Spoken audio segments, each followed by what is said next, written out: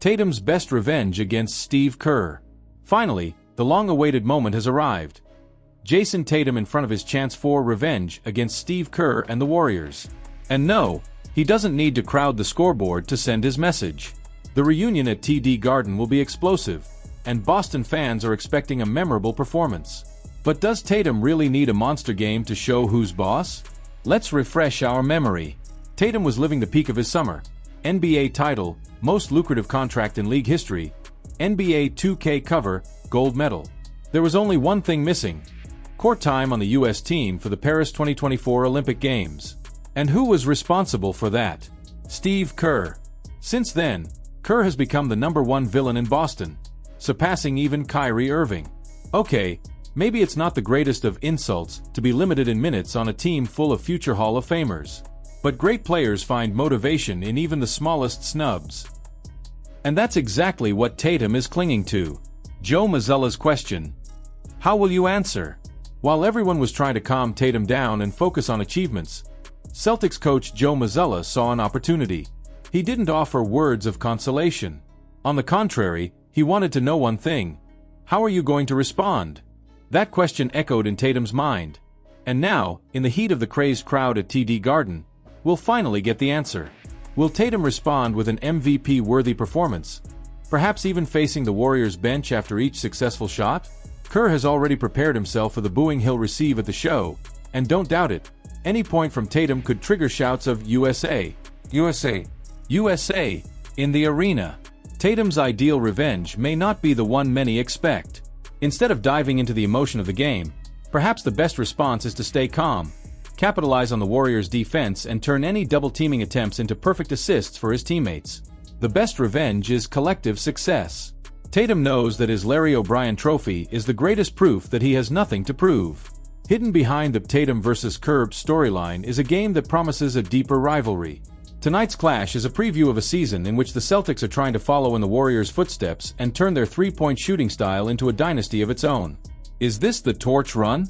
Last season brought important lessons. In December, the Celtics entered the Warriors' court with an uncontrolled energy, still affected by their defeat in the 2022 Finals. It was clear that the team was too charged with emotion. But after that, the team learned to channel that energy. That same year, they beat the Warriors in overtime at the TD Garden. The following season, Boston returned the kindness with a crushing 52-point victory.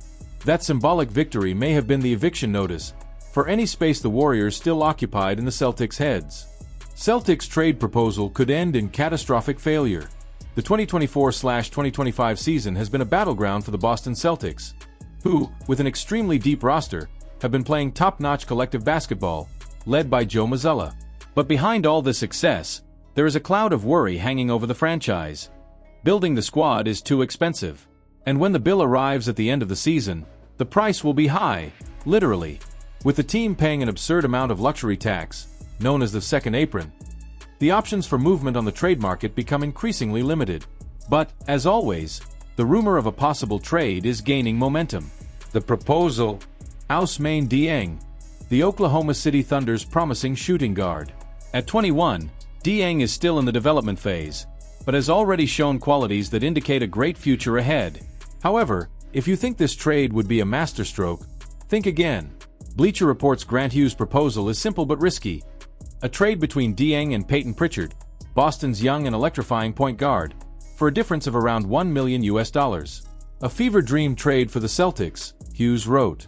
But as a thought exercise, a trade of Peyton Pritchard, $6.7 million, for Ousmane Dieng, $5 million, seems like the best alternative for Boston, given its cap constraints and flexibility in the trade market. The big question is it worth it? The answer is a resounding no. Pritchard has been, by far, the team's biggest highlight from the bench this season. With a very high average of points from the bench, he ranks first in the NBA for points scored in this way. That's 144 points in the first 9 games. An impressive figure that also puts Pritchard in the top 5 for points per game. He is simply dominating the three-point attempts and hits, with 85 attempts and 35 hits. With the injury to Kristaps Porzingis, Al Horford has stepped into the starting lineup, giving Pritchard a golden opportunity as a sixth man. And the results leave no doubt. Boston's pace and spacing improved dramatically with Pritchard on the court. Now, Let's talk about his contract. Pritchard recently signed a 4-year, $30 million contract extension, which means he'll be paid $7.5 million a year. A very valuable contract and fully tradable in the future. But for the Celtics, his value within the team is far greater than any potential return in a trade. Trading Pritchard now would be an absurd mistake for Boston. Not only is he in an excellent moment, but he also represents a crucial piece in a season in which the Celtics are aiming for the championship. Losing a player like Pritchard could weaken the team's depth and the chemistry they have built.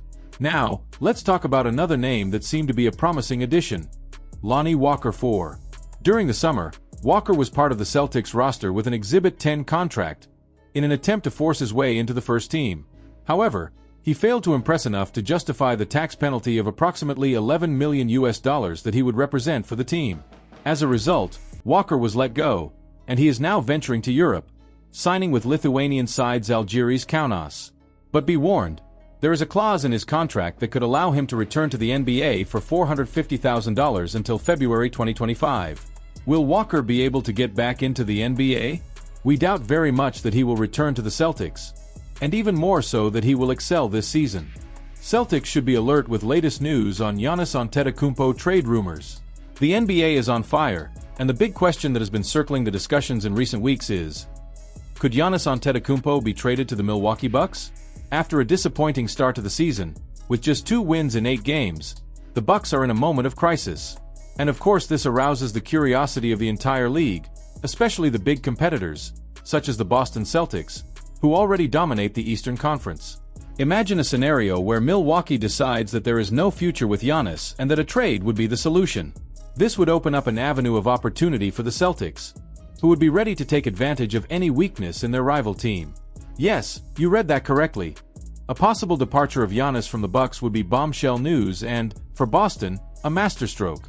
Recently, ESPN reporter Brian Windhorst brought news from inside the NBA. He said that, for the time being, there is no trade in the works. But the whole thing could change overnight. Windhorst revealed that teams around the league have already signaled their interest in acquiring the Greek phenom, should Milwaukee decide to move forward with the trade. But here's the key, these teams are just waiting for an opportunity. In other words, they're waiting for the decision to come from Milwaukee, not the other way around. But what's really at stake? If the Bucks continue to struggle and don't find a direction for the rest of the season, the pressure will increase.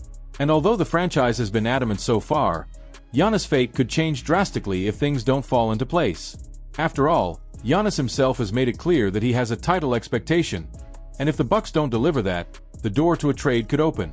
In a recent interview with The Athletic's Sam Amick, Giannis spoke about this possibility quite frankly.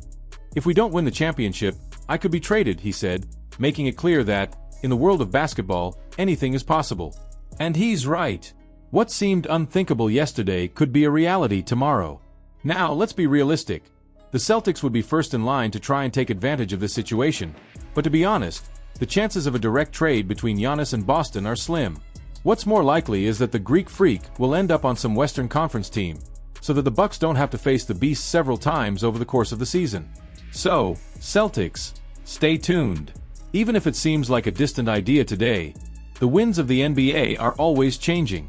If the Bucks make the decision to rebuild and bet on a new future, Giannis could become the most valuable piece available, and the Celtics can't let that opportunity slip away. Hey Celtics fanatics! What do you think of this news? Leave your opinion in the comments, as it's highly valued.